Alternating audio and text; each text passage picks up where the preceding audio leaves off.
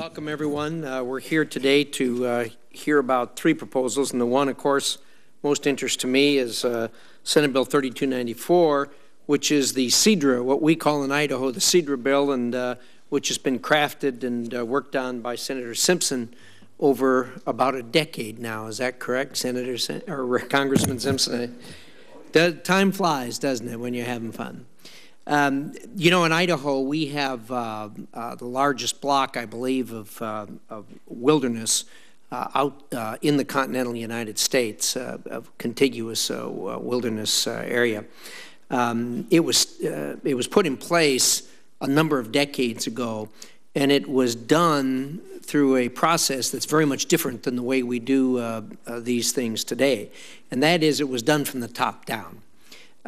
Today, and after those initial forays into resolving the land use issues on these types of federal lands, really the process was high-centered for a number of decades. And recently, again, we have waded into attempting to do the kinds of things that this bill does, and that is dealing with the use of federal lands. But we did it a different way. We did it from the bottom up, and we did it in a collaborative way.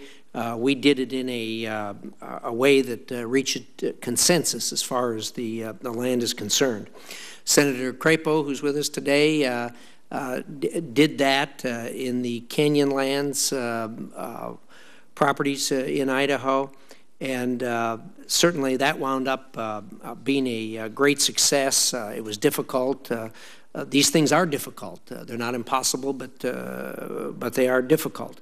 I had the opportunity to do that when I was governor with 9.2 million acres of roadless. We have the only roadless rule in America that was developed, again, from the bottom up. It was a consensus-driven process.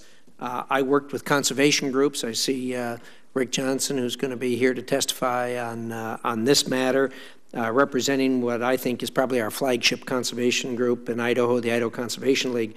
We worked with users of the land, both motorized users, non-motorized users, from all the other stakeholders, industry, and citizens who just have a general interest in seeing how their property is used in the state.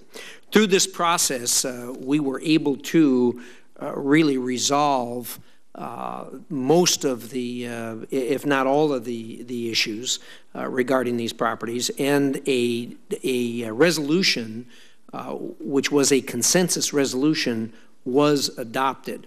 And as I said, these things are difficult but not impossible. The 9.2 million acres I dealt with are probably some of the most diverse properties, going from very magnificent peaks all the way to general forest lands. And we were able to sit down and go through them a piece at a time and give and take to the point where there was consensus. So I know that it's possible. Congressman Simpson deserves a tremendous amount of gratitude to the people of the state of Idaho, recognition and appreciation for the work that he has done on the CIEDRA bill. As I understand it, however, there are still some pending issues that are going to need perhaps some more of the collaborative process and in order to reach this consensus that we've talked about. And I'm interested today in hearing how we're going to get there. I understand we're going to hear testimony about the good parts of the bill, the bad parts of the bill, and all that. And I wasn't involved in the details of it. I don't think Senator Crapo was, perhaps more than I was, but I wasn't. So, but Representative Simpson was involved in that, and he knows this backwards, forwards, and what have you. And today, from my standpoint, I'm interested more in hearing on the procedural basis how we get to the consensus that we need in order to get these adopted. So, thank you very much, and with that, I yield back.